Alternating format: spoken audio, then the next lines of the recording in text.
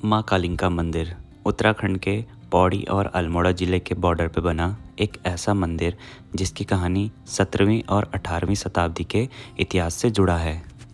जिस समय उत्तराखंड में गोरखाओं का राज था तो वो आम लोगों पर बहुत अत्याचार करते थे।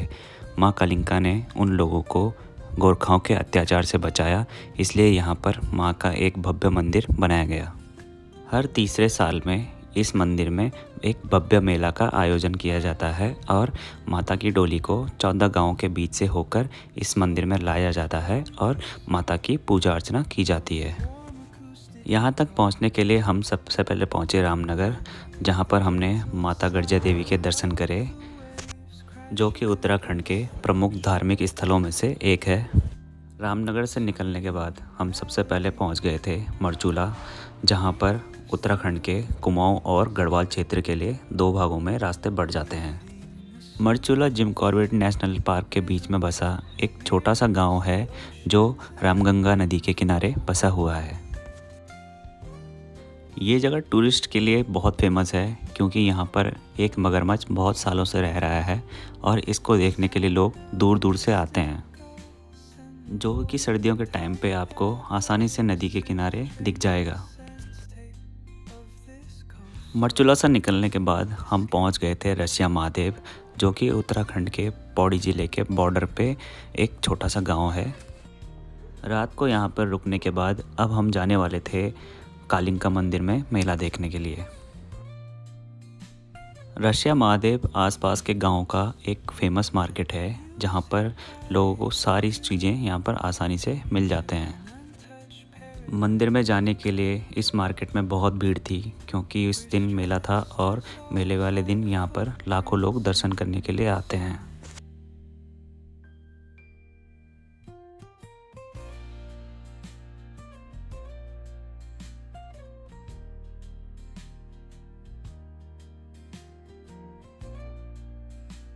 रसिया महादेव से कालिंका मंदिर की दूरी करीब 7 से 8 किलोमीटर की है, जिस पर लोग पैदल भी जाते हैं और गाड़ियों में भी जाते हैं।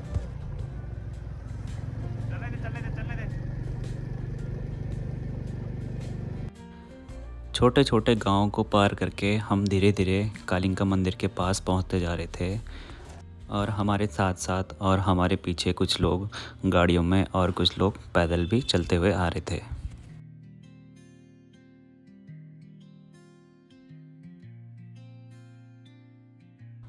मेले वाले दिन यहाँ पर लाखों लोग दर्शन करने के लिए आते हैं, इसलिए यहाँ पर बहुत ज़्यादा क्राउड हो जाता है, जिसके कारण सरकार को यहाँ पर पुलिस फोर्स तैनात करनी पड़ती है, जो कि भीड़ को और ट्रैफिक को कंट्रोल करते हैं।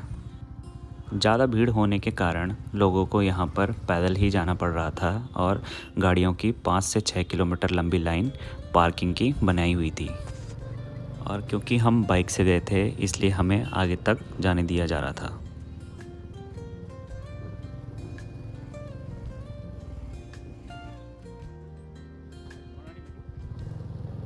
अपनी बाइक को पार्किंग पर लगाने के बाद हम भी अब पैदल चलने लगे थे, जो कि 2 से 3 किलोमीटर पहले ही पार्किंग में लगा दिया गया था।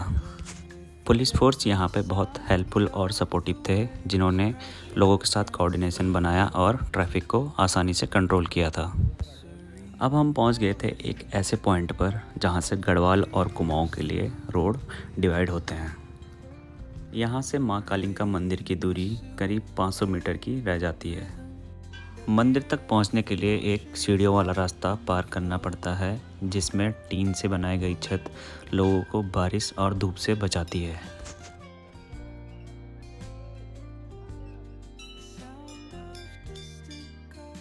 फिर हम पहुंच जाते हैं मंदिर के मुख्य गेट पर, जहां से मंदिर साफ तरीके से दिखाई देता है और जिस गेट के पास लैली बुबा जी का एक बहुत पुराना मंदिर स्थित है।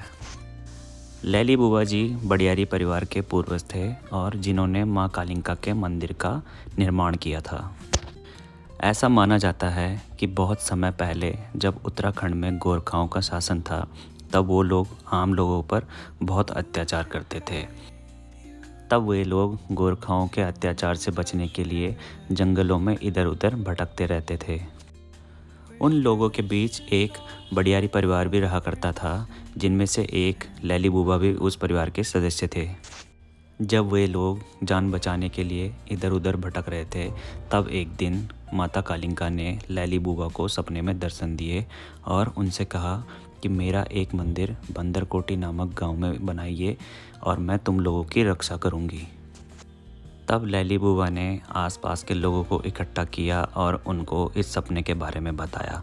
तब उन लोगों ने एक मंदिर का निर्माण किया और माता ने उन लोगों की रक्षा करी। समय के साथ साथ बडियारी परिवार 14 गांव में बंट गया और कुछ परिवार गढ़वाल में तो कुछ परिवार कुमाऊं में रहने लगे। फिर एक दिन दोबारा माता ने एक व्यक्ति को सपने में दर्शन दिए और उनसे कहा कि मेरा एक मंदिर एक ऐसी जगह पर बनाइए जहां पर गढ़वाल और कुमाऊं दोनों जगह के लोग दर्शन कर सकें। कुछ समय बाद उन लोगों ने ठीक वैसा ही करा और मंदिर को एक ऐसी चोटी पर बनाया जहां से गढ़वाल और कुमाऊं का बॉर्डर मिलता है। और तब से इस क्षेत्र के लोग माँ कालिंका को कुलदेवी के रूप में पूजते हैं। और हर तीसरे साल में यहाँ पर दिसंबर के पहले शनिवार को यहाँ एक बड़ा मेला लगता है, जिसमें बडियारी समुदाय और दूर दूर से श्रद्धालु दर्शन करने के लिए आते हैं। ललित सिंह बडियारी जी उत्तराखंड के एक प्रसिद्ध बावनगढ़ थे, जिनका उल्लेख यहाँ के सुप्रसिद्ध लोक गायक श्री नरेंद्र सिंह नेगी जी ने अपनी गीत बीरू बड़ुकु देश बावनगढ़ देश में किया है। माँ काली की असीम कृपा और अपने बूबा जी की याद में वर्षों से चले आ रहे इस पूजा और यात्रा का इन गांवों और वंशजों द्वारा आयोजन किया जाता है। यह पूजा और यात्रा अपने आप में एक बहुत बड़े क्षेत्र को प्रभावित करने वाला अद्भुत धार्मिक कार्यक्रम है। परंपरा के अनुसार कार्तिक मास में दीपावली, जिसे स्थानीय भाषा में बग्वाल भी कहते हैं, के पश्चात बडियारी बंधुओं की कोठा गांव में, जहां से मां भगवती की यात्रा प्रारंभ होती है, पूजा और यात्रा के संबंध में बैठक होती है और सभी को अलग अलग कार्यों की जिम्मेदारियां दी जाती है। इसके बाद जखोला गांव थलीसैंण जाकर महाकाली के पुरोहित और बडियारियों के पैतृक ब्राह्मण ममगाई पंडितों से आदरपूर्वक मिलकर माँ भगवती की पूजा की स्वेच्छा करते हैं और शुभ दिन निकालने के लिए आग्रह करते हैं।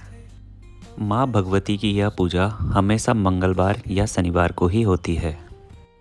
कालिंका मंदिर से हिमालय पर्वत की चोटियाँ साफ दिखाई देती हैं, जिनमें से कुछ उत्तर पूर्वी गढ़वाल की चोटियाँ, हाथी घोड़ी चोटियाँ, केदारनाथ चोटी, चौखुम्ब के मुकुट के आकार की चोटी, कामेट पर्वत, द्रोणागिरी पार्वती, नंदागुटी और आदि यहाँ से दिखाई देती हैं। कालिंका मंदिर को गढ़ कुमाऊं मंदिर भी कहा जाता है, क्योंकि यह गढ़वाल और कुमाऊं के बॉर्डर पर बनाया गया है। इस साल का मेला यहाँ पर 6 दिसंबर 2025 को मनाया गया था, जिसमें लाखों लोग श्रद्धालु दर्शन करने के लिए आए थे। इस यात्रा को ढोल दमाओं के साथ शुरू किया जाता है, जो कि उत्तराखंड के प्रमुख वाद्य यंत्रों में से एक है।